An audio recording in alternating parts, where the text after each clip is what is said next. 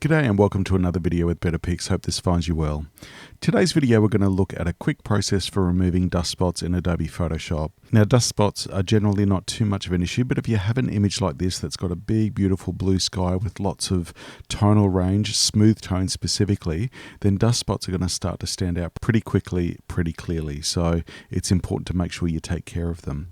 Now you may or may not have noticed, but up in the top left hand corner here we've actually got two dust spots. There we are. We'll just zoom in a little bit. So one there and one there. Now, normally if you're finding it hard to notice any dust spots that you've got in your images, what I do is I'll just add a very quick curves adjustment, and I'll make a bit of an extreme one so that I'm increasing the contrast. And you can see that those dust spots have become a lot more obvious. Now, obviously this curve you wouldn't leave with your image, but certainly for spotting any spots on your images, they can be very, very helpful. So we're just going to zoom back into where those spots are. Now the tool that I use for removing spots is the Spot Healing Brush tool, and the shortcut is J.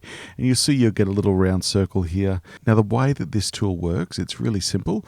If you click and paint over the spot, it samples the pixels surrounding that particular spot that you've painted, and then it creates or cleans up that spot for you. So it samples the pixels and then makes a seamless edit to that area. Now it's important to make sure that you have your layer of your photograph clicked when you've added that curves adjustment layer. And if we just click and paint over the top, you can see that that disappears instantly.